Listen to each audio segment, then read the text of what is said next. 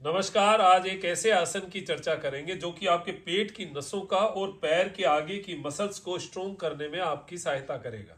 हालांकि इस आसन को करने के लिए हमारे शरीर में स्टिफनेस जो है वो कम होनी चाहिए और ताकत ज़्यादा होनी चाहिए। ये शरीर बहुत भारी होता है तो इसको करना थोड़ा मुश्किल है। उसका भी मैं प्रयोग बताऊंगा आपको। मसंड का तकिए के प्रयोग से आप इसको आसान बना सकते हैं। सबसे पहले तो आपका वज्रासन में बैठना आना चाहिए। उसका भी मेरा एक वीडियो बनाया हुआ है, तकिए के प्रयोग से वज्रासन सीखना।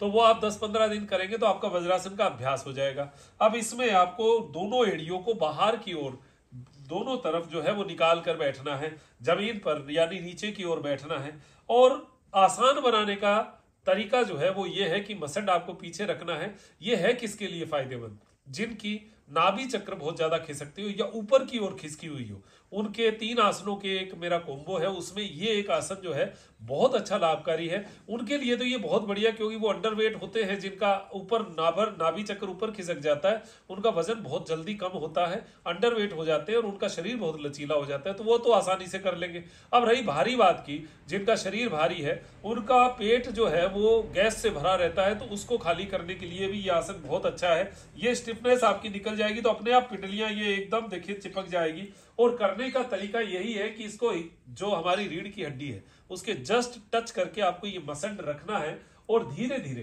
पीछे की ओर जाना है।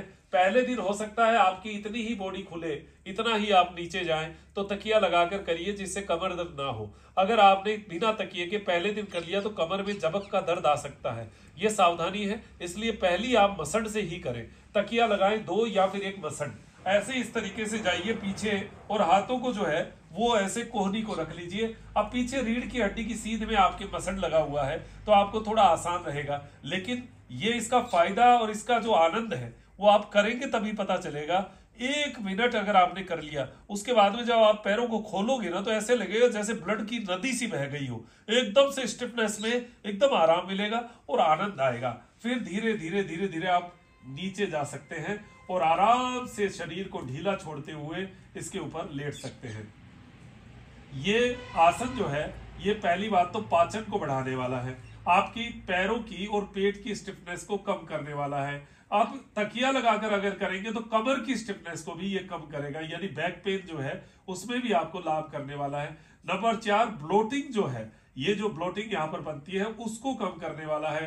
नंबर 5, यहाँ जो घुटन होती है, श्वासों में घुटन होती है, उसको कम करने वाला है, क्योंकि ये पेट की सारी नसें जो है वो नीचे की ओर तनेगी इससे, और नीचे की ओर तनने से आपको पेट में बहुत आराम मिलने वाला है। ये जो थाइज वाली मसल्स है, ये मसल्स खींच कर पेट की नसों को नीचे की ओर ले जाती हुई आपको महसूस होगी। आप देखेंगे कि आपको बहुत आनंद आएगा। और इसमें नंबर 6 जो पिंडलियां हैं वो जितनी टाइट है, उनकी टाइटनेस को ये नरम करने वाला, पेट को नरम करने वाला। अब बताइए, इतने फायदे जब आपको एक जगह मिल रहे हैं तो उस आसन का अभ्यास करना चाहिए कि नहीं करना चाहिए? जरूर करना चाहिए। तो ये जो मसंड है, ये आप इसका प्रयोग करते हुए आराम से इसके अंदर और इस तरीके से हाथ रखते हुए लेट जाइए और लगभग 1 से 2 मिनट शुरू में, और आपका अभ्यास हो जाए तो 3 से 5 मिनट तक आप इसका अभ्यास कर सकते हैं। डीप ब्रीदिंग करना है लेटे लेटे और आनंद लेना है। यह बहुत शानदार आसन है।